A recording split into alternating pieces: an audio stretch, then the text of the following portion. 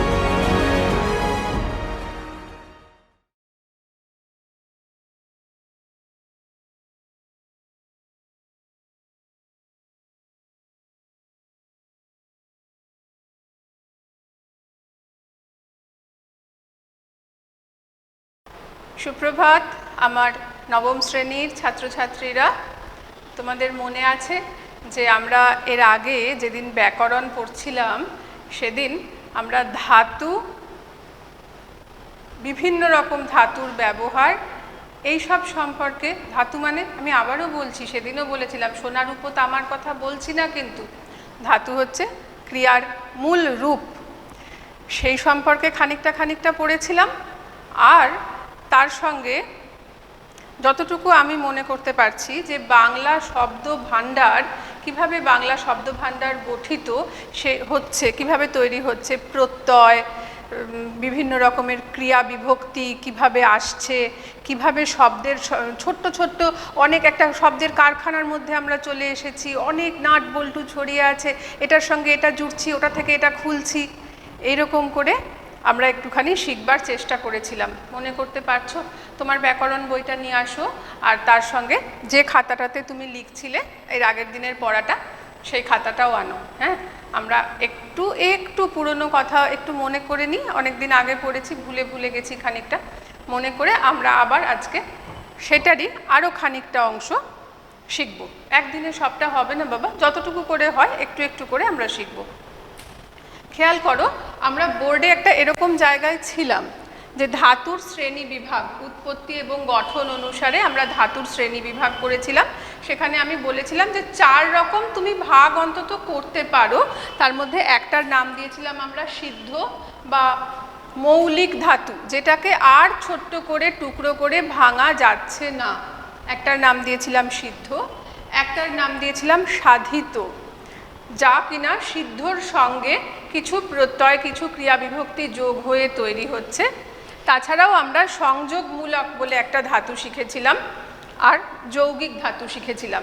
এই সংযোগমূলক ধাতু আর এই যৌগিক ধাতুটা আগের দিন বেশ খানিকটা পড়া হয়েছিল, আমরা অনেকটা আলোচনা করেছিলাম। আমি বলেছিলাম তোমাদেরকে যে বাইরে থেকে যদি কেউ বাংলা শিখতে আসে তার জন্য ভাষাটা অনেক কঠিন হয়ে যায়। আমরা তো ছোটোবেলা থেকে শুনে শিখছি, ওই জন্য বুঝতে পারি না যেটা শক্ত আছে, কিন্তু যৌগিক ধাতুর ক্ষেত্রে, যৌগিক ক্রিয়া বা যৌগিক ধাতু যাই বলো, আমরা বলছিলাম না যে শুয়ে পড় আর শুয়ে পড় দুটোর মধ্যে কত পার্থক্য, কোনটা করতে বলা হচ্ছে বোঝা যাচ্ছে না।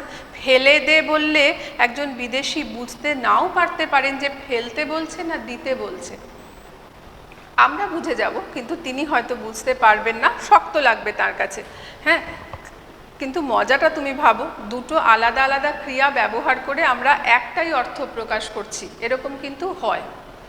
সংযোগমূলক ধাতুটাও আমরা শিখেছি। আজকে আমরা বাকি দুটো, এই সাধিত এবং সিদ্ধ, এই দুটো সম্পর্কে খানিকটা শিখব। সাধিতটাও আমি একটু বলেছিলাম, একটু মনে করিয়ে দিই। দেখো, সাধিতকে না আমরা 3টে ভাগে ভাগ করেছি। একটার নাম দিয়েছি প্রযোজক, একটার নাম দিয়েছি ধন্যাত্মক। আমরা ধন্যাত্মক কথাটাকে ভেঙে বলেছিলাম ধ্বনি যার আত্মা, ধ্বনি যোগ আত্মক সন্ধি ভাঙলে পরে ধন্যাত্মক, এই সন্ধি করলে পরে ধন্যাত্মক, ধন্যাত্মকের সন্ধিটাকে ভাঙলে পরে ধ্বনি যোগ আত্মক, ধ্বনি যার আত্মা একটা আওয়াজ। দেখবো আমরা উদাহরণ দিলে পরেই দেখবে অনেক সহজ হয়ে যাবে। আর তার সাথে সাথে আমরা আর একটা নাম ধাতু বলে একটা জিনিস শিখব। প্রযোজকটা কি? প্রযোজক ধাতু ব্যাপারটা কি? এমন একটা ক্রিয়া, এমন একটা ধাতু যেটা কি করে জানো, সে কাজটা নিজে করে না, কাউকে দিয়ে করায়। কীরকম? যেমন এখনই মনে করো একটা ঘটনা ঘটছে, তুমি একটা কিছু শিখছো, তুমি ব্যাকরণ শিখছো আর আমি তোমাকে শেখাচ্ছি।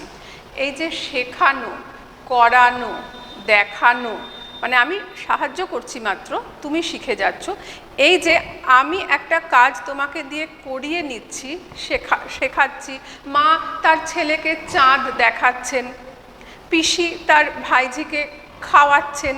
এই যে খাওয়ানো, দেখানো, করানো, শেখানো, এইগুলো হলো প্রযোজক ধাতুর উদাহরণ। যখন তুমি করবে তখন তো সরাসরি হচ্ছে, কিন্তু এইখানে তুমি দেখো তোমাকে কেউ করাচ্ছে, তোমাকে কেউ শেখাচ্ছে, তোমাকে কেউ লেখাচ্ছে। এইখানে এই যে লেখানো, করানো, পড়ানো, এইগুলো হলো প্রযোজক ধাতুর বা প্রযোজক ক্রিয়া যাই বলো তার উদাহরণ। এরপরে আমরা যেটার কথা বলবো ধন্যাত্মক। একটু আগেই বললাম যে ধ্বনি ওর আত্মা, সেই জন্য ধন্যাত্মক। কীরকম ধ্বনি? মাছি ভন ভনাচ্ছে। এই যে ভন ভন, এটা তো একটা আওয়াজ। মৌমাছি গুনগুনাচ্ছে। ক্লাসে গুনগুনাচ্ছে কারা? এই যে স্যার এসে বা ম্যাম এসে বলেন, এই যে গুনগুনানো, গুনগুন একটা আওয়াজ, সেইটাকেই একটা ক্রিয়া হিসেবে ব্যবহার করিয়ে দেওয়া হলো, একটা ধাতু হিসেবে ব্যবহার করানো হলো। গুনগুনানো, ভন ভনানো। তারপরে মনে করো ধুঁকছে, এই যে করে যে আওয়াজটা হচ্ছে, ধুঁকবার আওয়াজ, সেই মানে হাঁপিয়ে যাওয়ার আওয়াজ, সেইটাকে বলছে ধোঁকা, মানে ধুঁক। এইটা একটা ধাতু, ধুঁক ধাতু। এইটাকে দিয়ে আমরা একটা সাধিত ধাতু পরিণত করলাম, সাধিত ধাতুতে, যেটা কিনা একটা ধন্যাত্মক ধাতু হিসেবে এলো। হাঁচ, এই যে আওয়াজটা, হাঁচির আওয়াজটাই তো হাঁচ, সেটা থেকেই দেখো হাঁচি কথাটা। হাঁচছো কেন? এই যে হাঁচছো, একটা আওয়াজ দিয়ে আমি একটা শব্দ তৈরি, একটা ধাতু তৈরি করে ফেললাম, এটাই হলো ধন্যাত্মক ধাতু। দুটো শিখলাম বাবা। একটা শিখলাম প্রথমে প্রযোজক, যেখানে কাজটা কাউকে দিয়ে করানো হচ্ছে, করানো, খাওয়ানো, দেখানো, শোনানো, সেইটা হচ্ছে প্রযোজক ধাতুর উদাহরণ। আর এখনই বললাম কোনো একটা ধ্বনিকে বা আওয়াজকে যখন আমরা একটা ধাতুর চেহারা দিই, ধাতুর রূপ দিই, তখন সেটা হলো ধন্যাত্মক ধাতু, সাধিত ধাতুর একটা উদাহরণ। আর একটা যেটা, সেটা হচ্ছে নাম ধাতু। নাম ব্যাপারটা তো তুমি জানো, বিশেষ্য পদ। একটা বিশেষ্য পদকে যখন একটা ক্রিয়াতে, একটা ধাতুতে পরিণত করা হয়, আমি বারবার ক্রিয়া কথাটা বলছি এই জন্যে বাবা, ধাতু হচ্ছে ক্রিয়ারই মূল রূপ। ধাতুটাকে তো আমরা বাক্যের সময় অতটা ব্যবহার করার সুযোগ পাই না, আমরা ব্যবহার করছি ক্রিয়াপদটাকেই। ধাতুটাকে যখন আমরা বিভিন্ন রকমের ক্রিয়া বিভক্তি প্রত্যয় দিয়ে যোগ করে একটা ক্রিয়াপদ তৈরি করব, যখন আমরা ক্রিয়াপদ শিখব তখন সেটা নিয়ে আরও বিস্তারিত আলোচনা হবে। আপাতত এটা মনে রাখো, ধাতু আর ক্রিয়ার মধ্যে কিন্তু খুব বেশি পার্থক্য নেই, ধাতু থেকেই ক্রিয়া তৈরি। কেমন? যেটা বলছিলাম সেটা হচ্ছে যে কোনো একটা বিশেষ্য পদকে, কোনো এক বিশেষ্য পদেরই আর একটা নাম হচ্ছে নামপদ। কোনো একটা নামপদ বা বিশেষ্য পদকে যখন আমরা ধাতু হিসেবে ব্যবহার করি, কীরকম? উদাহরণ দিলে পরে সহজ হবে। তুমি তো জানো লতা, এটা একটা গাছের যেমন লতা বেরোয়, সেটা একটা কি নামপদ। লতিয়ে উঠছে, এই যে লতানো, লতিয়ে গেল, লতাটাকেই তুমি ধাতুতে পরিণত করলে তখন সেটা নাম ধাতু তৈরি হলো, যখন একটা নামকে আমরা ধাতু হিসেবে ব্যবহার করতে পারছি। আর ঝেঁটিয়ে বিদায় কর, ঝেঁটিয়ে বিদায় কর, এই যে ঝাঁটা, তুমি জানো ঝাঁটা, এই ঝাঁটা কথাটা থেকে ঝাঁটানো, এই যে ক্রিয়াটা আমি ব্যবহার করলাম, এটা হলো নাম ধাতু। ধমকানো, চড়িয়ে গাল লাল করব, মানে চড়িয়ে মানে কি, একটা চড় মেরে, চড় এটা একটা মারের নাম, সেইটাকে তুমি ধাতু হিসেবে ব্যবহার করছো। তোমার মনে হতে পারে যে দিদিভাই আপনার কি চড়ানো, লাঠি, ঝাঁটা, চড়, কিল এগুলো ছাড়া কিছু মনে পড়ছে না উদাহরণ?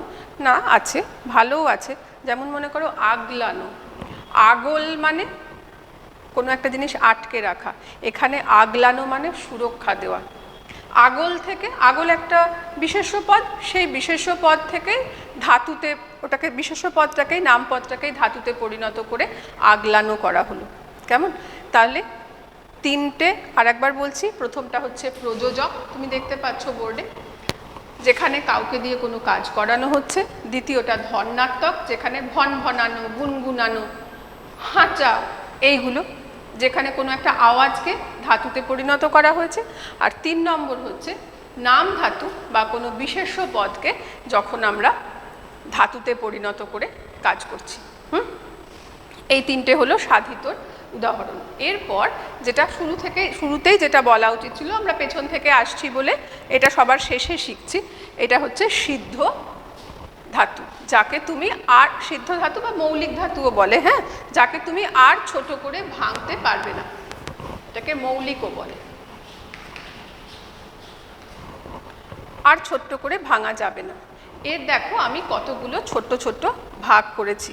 খুব যদি মনে রাখতে অসুবিধা হয়, তুমি শুধু বিষয়টা মনে রাখো। এত উদাহরণ, অনেক বড় সিলেবাস, তোমার মনে নাও থাকতে পারে। বারবার চর্চা করা ছাড়া এটা মনে রাখার আর কোনো সহজ রাস্তা নেই। কিন্তু তুমি নিজে নিজে, তুমি যদি খুব ভেতর থেকে গভীরভাবে ব্যাপারটা শেখো, তাহলে তুমি নিজেই উদাহরণ তৈরি করতে পারবে। আমরা এখানে কতগুলো ভাগ করেছি দেখো, তৎসম, তদ্ভব, বাংলা, নাম ধাতু, ধন্যাত্মক আর পদ্যে ব্যবহৃত। এই দুটো কিন্তু তুমি অলরেডি শিখেছো। এই যে নাম ধাতু আর এই ধন্যাত্মক, এই দুটো তুমি অলরেডি শিখেছো। এই যে একটু আগে আমরা সাধিতর সময় বললাম, ওই রকমই, শুধু সাধিততে কি একটা প্রত্যয় বা একটা ক্রিয়া বিভক্তি লেগে আছে, এখানে কোনো প্রত্যয় বা কোনো ক্রিয়া বিভক্তি লেগে থাকবে না।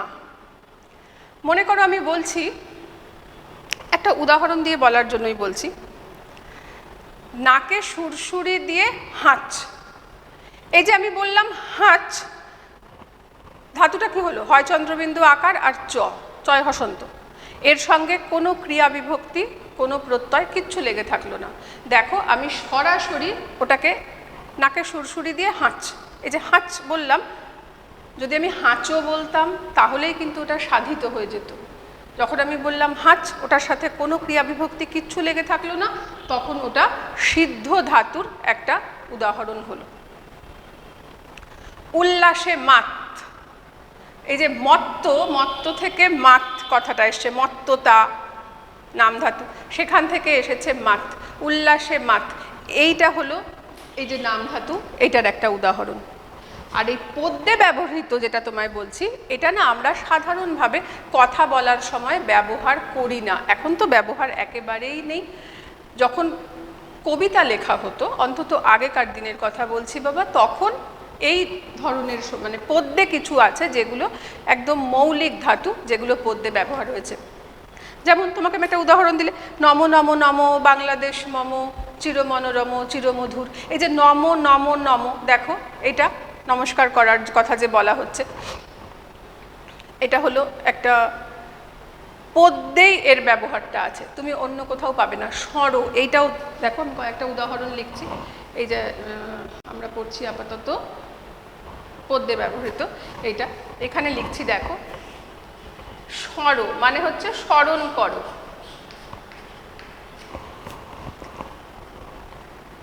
বিরাজ করা, বিরাজ, এই বিরাজ, পাশর মানে ভুলে যাওয়া, ত্যাজ মানে ত্যাগ করা, নম নমস্কার করা, স্মর স্মরণ করা, এইগুলো সবই পদ্যে ব্যবহার হয়। এইগুলো তুমি সাধারণ কথোপকথনের মধ্যে এগুলোর ব্যবহার পাবে না। তুমি সদা যার হৃদে বিরাজ, রবীন্দ্রনাথের গানে আছে, সত্যমঙ্গল প্রেমময় তুমি, ওই গানের মধ্যে তুমি সদা যার হৃদে বিরাজ, দুঃখ জ্বালা সেই পাশরে, পাশরে মানে ভুলে যায়। তুমি সদা, পাশরে মানে ভুলে যাওয়া, হ্যাঁ। তুমি সদা যার হৃদে বিরাজ, এই যে বিরাজ কথাটা বলা হলো, মানে তুমি যার হৃদয়ে বিরাজ করো, অবস্থান করো। দেখো এটা একটা সিদ্ধ ধাতু, মৌলিক ধাতু, কিন্তু ওটার, হ্যাঁ কেন মৌলিক, যে ওটার সঙ্গে আর কোনো ক্রিয়া বিভক্তি প্রত্যয় কিচ্ছু যোগ হয়ে নেই, কিন্তু এর ব্যবহারটা তুমি সাধারণ কথাবার্তাতে পাবে না। আমরা আপাতত এই তিনটে শিখেছি, আমাদের এই তিনটে শেখা বাকি আছে। তার আগে আমাদেরকে তৎসম আর তদ্ভব এই মানে দুটো একটু জানতে হবে। এই মানেটা আমরা জানি না, আজকেই এইটুকু পড়া হয়ে গেলেই আমরা এর অর্থ, তৎসম তদ্ভব এর অর্থগুলো একটু একটু শিখতে শিখতে এগোবো। এখন একটু ছোট্ট করে বলে দিই। তৎ মানে তার, সম মানে সমান, তার সমান। সংস্কৃত ভাষা থেকে যে শব্দগুলো, যে ধাতুগুলো সরাসরি কোনো পরিবর্তন ছাড়া বাংলায় এসেছে, আমি আবার বলছি বাবা, সংস্কৃত ভাষা থেকে যে শব্দ, যে ধাতু সরাসরি কোনো রকম বদল ছাড়া বাংলায় এসেছে, বাংলা ভাষা যাকে গ্রহণ করেছে, সেই শব্দগুলো হচ্ছে তৎসম শব্দ, তার সঙ্গে সমান। সংস্কৃতে যা ছিল বাংলাতেও তাই আছে। আর তদ্ভব হলো সরাসরি আসেনি, বোঝাই যাচ্ছে, তদ্ভব তার থেকে যার উদ্ভব হয়েছে।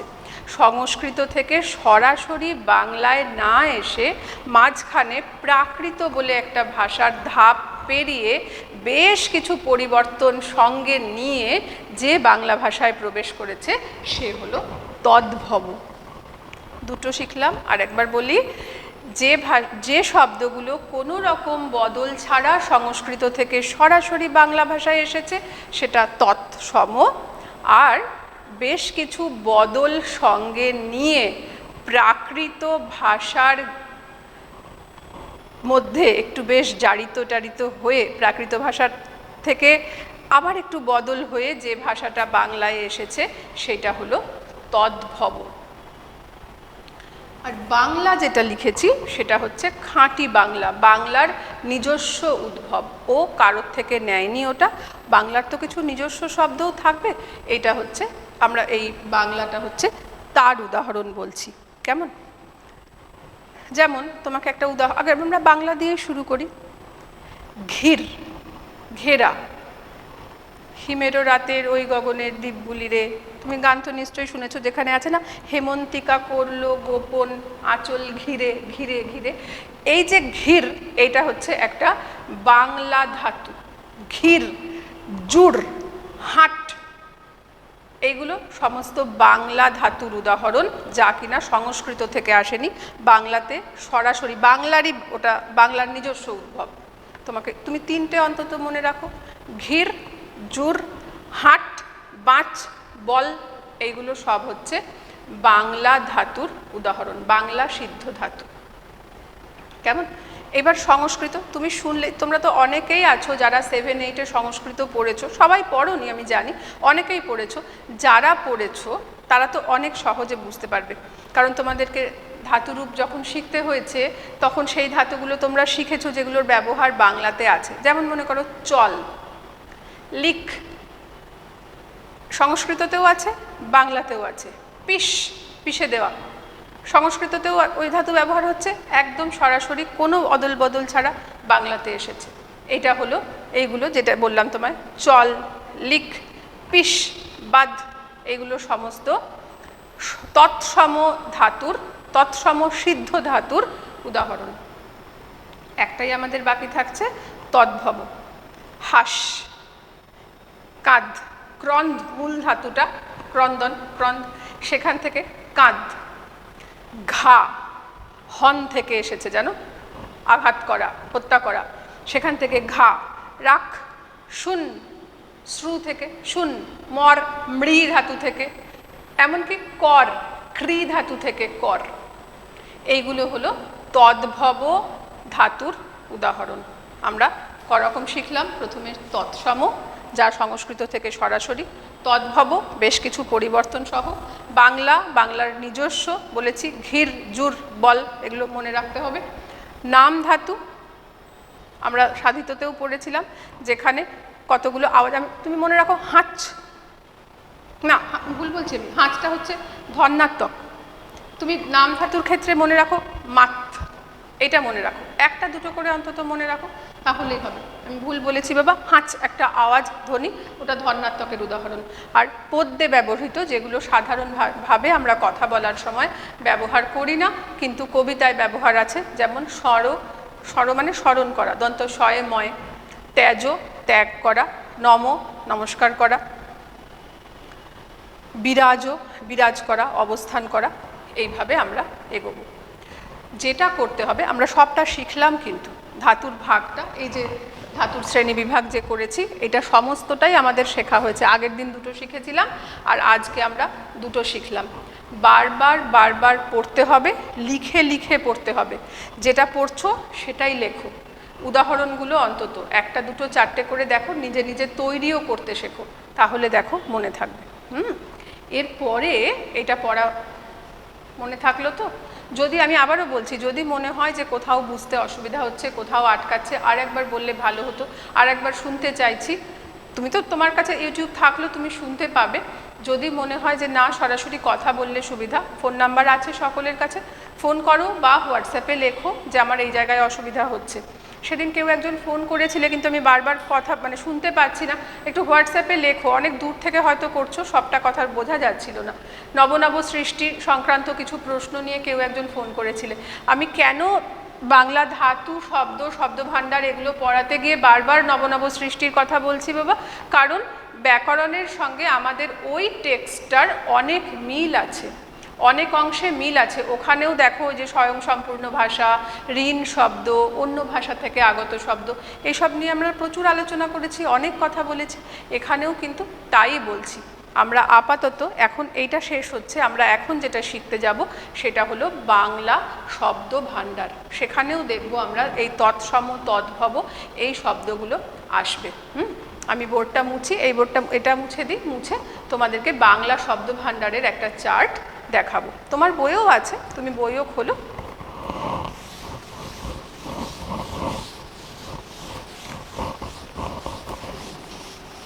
দেখো তোমাদের বইয়ে যে ভাগগুলো করেছে সেখানে আমরা তো এখানে তদ্ভব আর তৎসম এই দুটো পড়লাম, এটা ছাড়াও দেখবে একটা শব্দ তুমি পাবে অর্ধ তৎসম। আমরা যে লিস্টটা করব সেখানে দেখবে একটা অর্ধ তৎসম বলে শব্দও ওখানে, একটা অর্ধ তৎসম বলে ভাগও ওখানে থাকবে। আমরা একটু একটু করে করতে শুরু করি। আমরা কি নিয়ে আলোচনা করছি? বাংলা শব্দ ভাণ্ডার। তুমি তো নব সৃষ্টি পড়ার সময় শুনেছো যে আরবি, ফার্সি, ইংরেজি এমনকি অন্য প্রদেশ থেকেও অনেক শব্দ বাংলা নিয়েছে, গ্রহণ করেছে, এবং সেই গ্রহণ এতটাই আন্তরিক গ্রহণ যে কোন শব্দটা যে সত্যিকারেরই বাংলা আর কোনটা আমি অন্য কারোর কাছ থেকে নিয়েছি সেটা মোটেও বোঝা যায় না, বোঝা একেবারে অসম্ভব। তুমি বুঝতেই পারবে না। এটার একমাত্র উপায় হচ্ছে বারবার চর্চা করা, প্রচুর দেখা, বইয়ের দিকে তাকিয়ে তাকিয়ে পড়া এবং অভিধান ঘাঁটা। এটা যদি কারোর নেশা না হয় তাহলে যে কোনো শব্দ দেখেই বারবার অভিধান দেখা, এটা করা খুব মুশকিল। কিন্তু যদি কারোর এটা সত্যিই উৎসাহের বিষয় হয় সে নিশ্চয়ই অভিধান দেখবে। আমাদের হাতে এখনই হয়তো এতটা সময় নেই, কিন্তু কারোর যদি এই ব্যাপারে উৎসাহ থাকে সে দেখবে এটা নিয়েই ক্রমাগত চর্চা করতে থাকবে, কারণ শব্দ একটা আনন্দের অনন্ত ভাণ্ডার। সেই চর্চাতে সত্যিকারেরই খুব আনন্দ আছে। আমরা আপাতত বাংলা শব্দ ভাণ্ডারের শ্রেণী বিভাগটা করব। আমরা প্রথমে একটা ভাগ করছি, তার নাম দিচ্ছি তৎসম। একটু আগেই আমরা শিখে গেছি ওটা, যে তৎসমটা কাকে বলে। সংস্কৃত থেকে যা কোনো রকম বদল ছাড়া বাংলায় এসেছে। যেমন মনে করো জল, এটা তো সংস্কৃত শব্দ। আকাশ, সূর্য, কত জানা না, এগুলো তো সংস্কৃত, ভাবতেও কেমন লাগছে, কেন ওগুলো তো আমরা বাংলাতেও বলি। হ্যাঁ ঠিক, সংস্কৃততেও আছে এবং কোনো বদল ছাড়া এসেছে। বৃক্ষ, লতা, মুনি, সাধু, এই শব্দগুলো আমি কেন বলছি? কারণ এগুলো তুমি সংস্কৃততে শব্দরূপ পড়তে গিয়ে পড়েছো। মাতা, পিতা, সব তোমার জানা শব্দ, সমস্তই সংস্কৃত থেকে কোনো বদল ছাড়া বাংলায় এসেছে। ওর নাম আমরা দিলাম তৎসম। আর একটা নাম দিচ্ছি আমরা, একটু নিচু করে লিখছি বাবা, হ্যাঁ, কারণ অনেকগুলো ভাগ লিখবো তো জায়গা হবে না। অর্ধ তৎসম। আর একটা নাম দিলাম আমরা অর্ধ তৎসম। এটা আবার কি?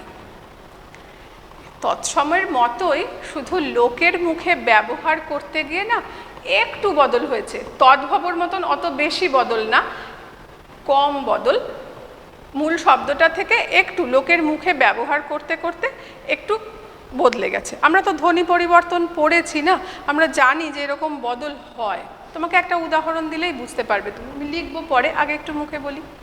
যেমন মনে করো খুব রোদ্দুর আমরা বলি, আর রোদ্দুর বলার সঙ্গে সঙ্গেই তুমি বুঝতে পারো যে এই কথাটা রৌদ্র। সংস্কৃততে যে রৌদ্র কথাটা আছে, রৌদ্র, সেই রৌদ্র থেকে রোদ্দুর, আর রোদ্দুর থেকে রোদ। কৃষ্ণ থেকে কেষ্ট। এই যে বদলটা, লোকের মুখে কথা বলতে বলতে একটুখানি বদল হয়ে যাওয়া, এইটা হচ্ছে অর্ধ তৎসমর উদাহরণ। আর একবার বলবো, সংস্কৃত থেকে সরাসরি আসলে পরে তৎসম, একটুখানি বদল করে লোকের মুখে কথা বলতে বলতে একটু বদল হয়ে এলে পরে সেটা হচ্ছে অর্ধ তৎসম। আমরা উদাহরণ হিসেবে এক্ষুনি একটা খুব জানা বলেছি, রোদ্দুর। গৃহিণী থেকে গিন্নি। গৃহিণী থেকে প্রথমে গৃহিণী, গেহিনী এরকম বলতে বলতে কথাটা হয়ে গেছে গিন্নি। কর্তা না বলে কর্তা। এটা তো ধ্বনি পরিবর্তনের একটা উদাহরণ, তুমি তো এটা বুঝতেই পারছো যখন পড়েছো, জানো। আর একটা শিখবো তৎসম, অর্ধ তৎসমর পরে তদ্ভব, যেটা আমরা একটু আগেও আলোচনা করলাম, যা কিনা মাঝখানে একটা প্রাকৃত ভাষার স্তর পেরিয়ে, সংস্কৃত থেকে প্রাকৃত ভাষার স্তর পেরিয়ে যে বাংলায় এসেছে, সেখানেও এরকম বদল হয়েছে। সেই বদলটা আরেকটু বেশি বদল। যেমন মনে করো পৃষ্ঠ, পৃষ্ঠ, পৃষ্ঠ থেকে পিঠ, পৃষ্ঠ। তারপরে দেখো কি কি নেই পিঠের মধ্যে, তুমি একটুখানি লিখে খেয়াল করো তো। পৃষ্ঠতে একটা রিফলা আছে, পিঠে সেটা নেই। পৃষ্ঠতে একটা মূর্ধন্য স আছে, পিঠে সেটাও নেই। বেশ খানিকটা বদল হয়েছে। নেই কেন? কথা বলতে বলতেই সেটা বদলেছে, প্রাকৃত ভাষার মাঝখান দিয়ে আসতে আসতেই সেটা বদলে গেছে। ব্রাহ্মণ থেকে বামুন, এই যে বদলগুলো, সেটা হচ্ছে তদ্ভবর উদাহরণ। আরও কতগুলো বলি, তোমার বইয়েও আছে। গাত্র থেকে গা, হস্ত থেকে হত্থ থেকে হাত। এই যে হত্থ বললাম, এইটা ছিল প্রাকৃততে, প্রাকৃততে বলে হত্থ, সেখান থেকে হলো হাত। তন্ত্রিক থেকে তাঁতি। উদাহরণগুলো বাবা একটু তাকিয়ে তাকিয়ে পড়তে হবে। আপাতত আমরা তিনটে শিখেছি, তৎসম, অর্ধ তৎসম আর তদ্ভব। এরপরে আমরা শিখব ঠিক ওইখানে যেমন দেখছিলাম বাংলা শব্দ, খাঁটি বাংলা, যেগুলো বাংলার মধ্যেই ছিল। ট্যাংরা, চিংড়ি, ঢেঁকি, এই মুড়ি, মুড়কি, এগুলো সব বাংলা শব্দের উদাহরণ। কিন্তু ওই যে বলছি, বুঝতে অসুবিধা হবে, কারণ অন্যান্য ভাষা থেকে শব্দগুলো এত আন্তরিকভাবে বাংলায় এসেছে যে ধরা খুব কঠিন হয়ে যায় যে কোনগুলো সত্যি সত্যিই বাংলা আর কোনগুলো আমরা অন্য ভাষা থেকে গ্রহণ করলাম। এইটা তোমার, আর আমি আবারও বলছি, কোনো রাস্তা নেই, একটাই রাস্তা, বইয়ের দিকে তাকিয়ে তাকিয়ে পড়া এবং বারংবার চর্চা করা। এটা ছাড়া তুমি আর অন্য কোনোভাবে এটাকে শিখতে পারবে না। উপায় সেই একটাই আছে। কেমন? তাহলে তোমাকে বাংলার কতগুলো উদাহরণ মনে রাখতে হবে যে এই শব্দগুলো হচ্ছে বাংলা শব্দ। এটা ছাড়া, বাংলা ছাড়া এইবার তুমি যা পাচ্ছ সেগুলো তুমি বাইরের থেকে নিচ্ছ। প্রাদেশিক শব্দ, বাংলার বাইরে অন্যান্য যে প্রদেশগুলো আছে সেই প্রদেশ থেকে নেওয়া শব্দ, সেটা লিখি তাহলে আমরা। অন্যান্য প্রদেশের শব্দ, আমি প্রাদেশিক লিখলাম, তুমি দেশীয় লিখতে পারো, আমাদের দেশেরই অন্যান্য ভাষা থেকে গ্রহণ করা শব্দ। হ্যাঁ, আর একটা ভাগ আমি লিখছি বিদেশি, প্রতিবেশী ভাষার শব্দ। তুমি কিছু হিন্দি থেকে নিতে পারো, পুরি, কচুরি, সব ভালো ভালোগুলোকে মনে রাখাই ভালো। তামিল, সেখান থেকে একটা শব্দ এসেছে খোকা, খুকি। তুমি জানো যে আমাদের দুর্গাপুজোর প্যান্ডেল শুরু হবে সেখানে, বা প্যান্ডেল শুরু হয়েওছে হয়তো, সেই প্যান্ডেল, এই কথাটা একটা মালায়ালাম শব্দ। বা আমার তো যখন আমি প্রথম শুনেছি আমার মনে হয়েছিল ওটা বোধহয় ইংরেজি, না তা নয়, ওটা একটা মালায়ালাম শব্দ। এই যে অন্য ভাষা থেকে, মানে আমাদের দেশেরই অন্যান্য রাজ্যের ভাষা থেকে আমি এই শব্দগুলোকে গ্রহণ করছি। বর্গী, বর্গী এলো দেশে, এই বর্গী কথাটা একটা মারাঠি শব্দ, মহারাষ্ট্রের ভাষা, কিন্তু আমাদের বাংলার মধ্যে এসে গেছে। এইবার এই প্রাদেশিকের পরে আমরা যেটা পড়তে যাব, যেখানে আমাদের প্রশ্নও অনেক বেশি আসে এবং মাথায় রাখতে, মনে রাখতেও একটুখানি কঠিন হয়ে যায়, সেটা হচ্ছে বিদেশি শব্দ। এই বিদেশি শব্দ এমনভাবে আমাদের বাংলায় এসেছে এবং এত রকমের দেশ থেকে এসেছে, কারণ অনেক দেশের মানুষ এখানে কলোনি স্থাপন করেছে না বাবা, উপনিবেশ স্থাপন করেছে, অনেক দেশের লোক এসেছে ব্যবসা বাণিজ্য করতে। উপনিবেশ যদি স্থাপন নাও করে, আমাদের এখানকার শিক্ষা সংস্কৃতির সাথে নিজেদেরকে মিশিয়েছে অনেক মানুষ এসেছেন সেখানে। তোমরা এই নবনব সৃষ্টি পড়ার সময় আমরা বলছিলাম না যে আরবি ফার্সি প্রচুর চর্চা যেহেতু এখানে হতো, ফলে সেই ভাষা থেকেও প্রচুর শব্দ আমাদের শব্দভাণ্ডারে আছে, যেগুলোকে আমরা আর মোটেই চিনতেই পারি না যে এইগুলো বাংলা নয়। তাহলে সেগুলোও একটু মনে রাখতে হবে। আমাদের আপাতত কাজ এখন, আমি তোমাদেরকে সাহায্য করব, কিন্তু মনে রাখার জন্য ওই যে বললাম বই দেখা, ডিকশনারি দেখা, এইগুলো একটা উপায়, কিন্তু অতখানি চর্চা করবার সময় এই মুহূর্তে আমাদের, যেহেতু সিলেবাস অনেক বড়, নেই। কিন্তু কিছু তো মনে রাখতেই হবে, কারণ পরীক্ষার সময় তোমাকে লিখতে হতে পারে উদাহরণ। তো এইটার জন্য আমাদের কতগুলো ট্রিক, কতগুলো বুদ্ধি খাটাতে হবে যাতে আমরা এগুলো মনে রাখতে পারি, নাহলে লিখবো কী করে। ইংরেজিগুলো তো ধরা অনেক সহজ, ইংরেজিগুলো ধরা অনেক সহজ। তুমি দেখো না, এই ঘরের মধ্যেই আমি তো বেশ কতগুলো দেখতে পাচ্ছি যে শব্দগুলো ইংরেজি শব্দ, কিন্তু আমরা বাংলায় আকছার ব্যবহার করি।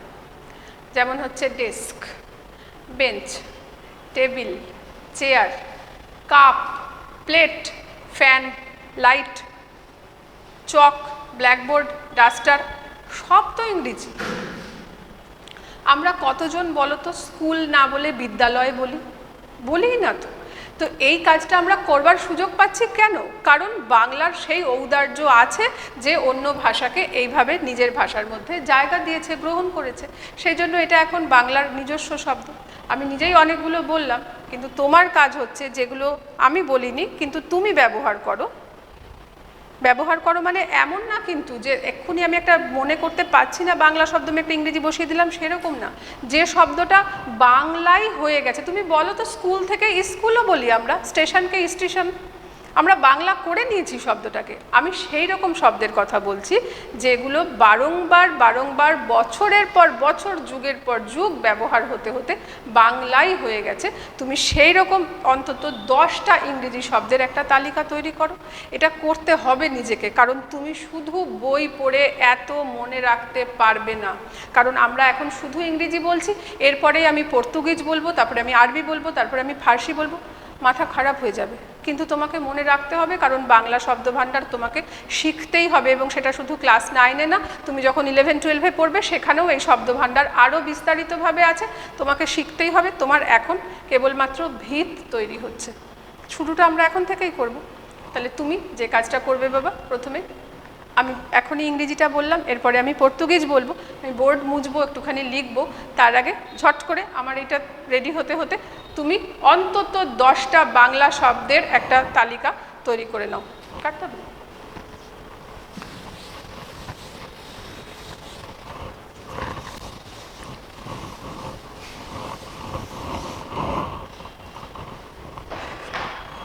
কেন কথাটা বলছি, তোমার লিস্ট তৈরি হয়ে যাওয়া উচিত, কারণ আমি যখন কথা বলছি তুমি নিশ্চয়ই ভাবছো, এর মানে ভাবতে ভাবতে লিখতেও হবে, আমি বলেছি সঙ্গে খাতা রাখো।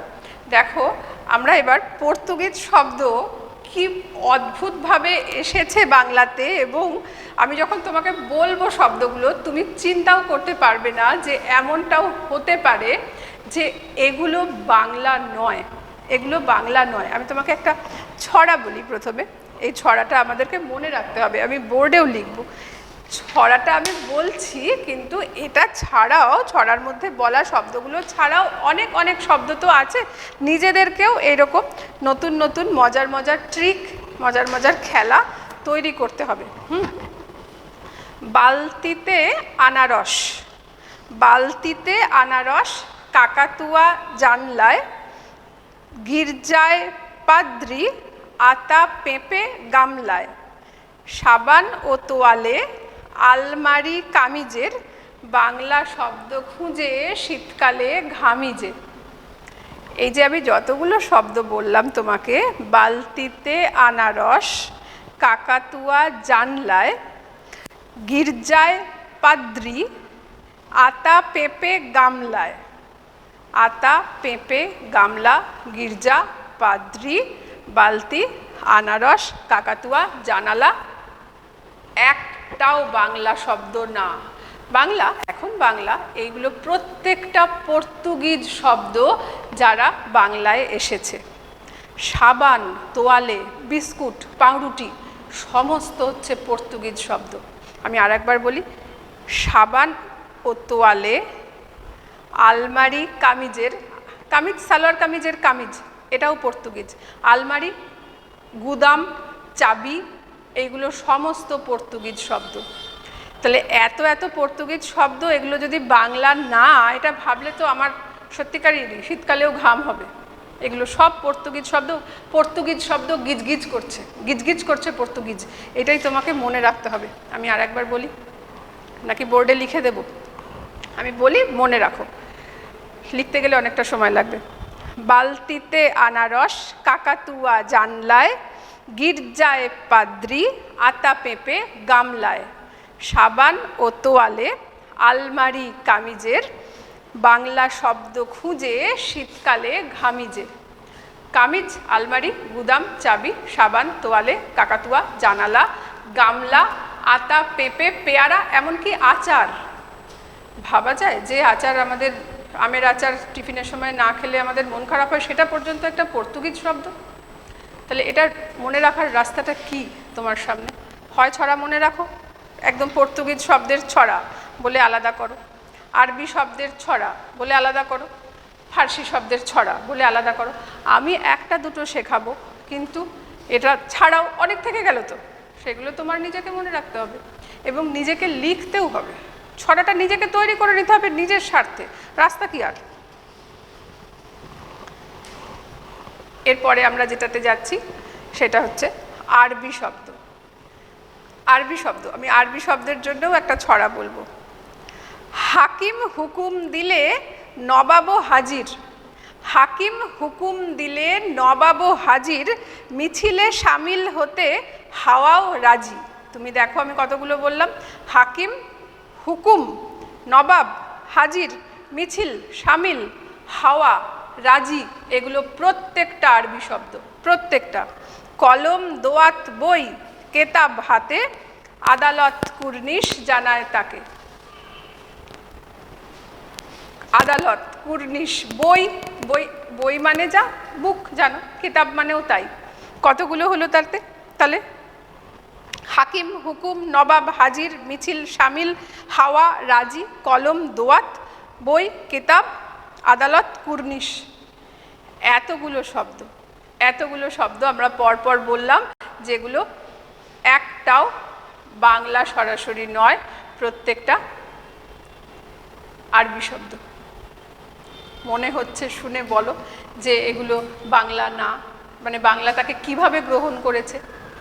এরপর যে এরকম, এটা ছাড়াও তোমাদেরকে আমি আগের দিনও বলেছিলাম যে চা, চিনি, লুচি, এগুলো নাকি চীনা।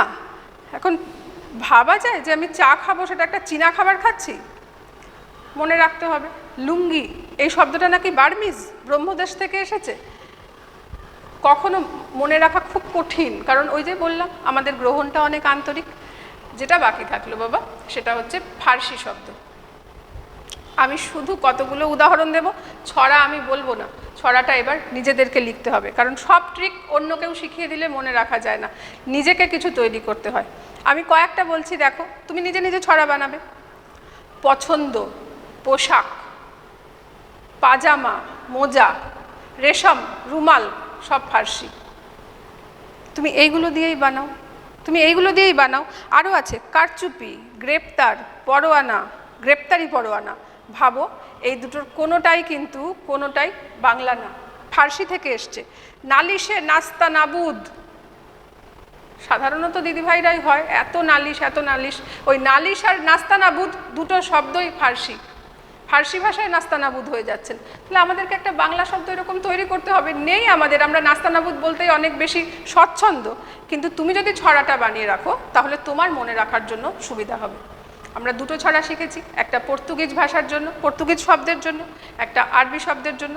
ফার্সিটা তোমাকে নিজেকে বানাতে হবে, ইংরেজিটা বানানোর দরকার নেই, তুমি ইংরেজি শুনলেই বুঝতে পারবে। আমরা শুধু একবার সাম আপ করে নিই। বোর্ডটা তো মুছে দিয়েছি। বাংলা শব্দ ভাণ্ডারকে আমরা কয়েকটা ভাগে ভাগ করেছি। প্রথমটার নাম তৎসম, তারপরেরটার নাম অর্ধ তৎসম, তারপরেরটার নাম তদ্ভব। এইগুলো সংস্কৃত থেকে আসা। তারপরেরটা হচ্ছে বাংলার একদম নিজস্ব, যেগুলো বাংলাদেশেই যার উদ্ভব, আমাদের বাংলাতে। তারপরে যেটা বলেছি সেগুলো হচ্ছে প্রাদেশিক, ভারতবর্ষেরই অন্যান্য প্রদেশ থেকে যে ভাষাগুলো এসছে সেইগুলো। আর অনেক বেশি যার কাছে আমাদের ঋণ, সেটা হচ্ছে বিদেশি ভাষার শব্দ। এই বিদেশি ভাষার মধ্যে ইংরেজি আছে, পর্তুগিজ আছে, আরবি আছে, ফার্সি আছে, বার্মিজ আছে, চীনা আছে, জাপানি আছে, কম কিন্তু আছে। আরবি, ফার্সি, ইংরেজি, পর্তুগিজটাই অনেক বেশি আছে। শেষ কথা, বারবার তাকিয়ে তাকিয়ে পড়তে হবে। যাদের উৎসাহ বেশি তারা অভিধান নিয়ে বসবে, কোনো একটা শব্দ মাথায় এলেই খুলে দেখতে হবে। তুমি দেখবে অভিধানের মধ্যে একটা শব্দের পাশেই আরবি হলে আ, ফার্সি হলে ফা, সংস্কৃত হলে সং, পর্তুগিজ হলে পর্তু বলে উল্লেখ থাকে, তারপরে অর্থটা লেখা থাকে। অভিধান দেখাটাও আমাদের অভ্যাস করতে হবে বাবা। সবটা না, ঠিক আছে, তুমি দিনে অন্তত একবার 5 মিনিট টাইম দাও, দিনে অন্তত 2 কি 3টে শব্দ শেখো, তাতেই দেখবে তোমার বাংলা শব্দ ভাণ্ডার অনেক বেশি মজবুত হবে। আজকে আপাতত এইটুকুই। আমাদের বাংলা শব্দ ভাণ্ডার শেষ হলো, শুধু বাকি থাকছে প্রত্যয়টুকু। এর পরের দিনের ক্লাসে আমরা প্রত্যয়টা শিখে নেব। ভালো থাকো সবাই।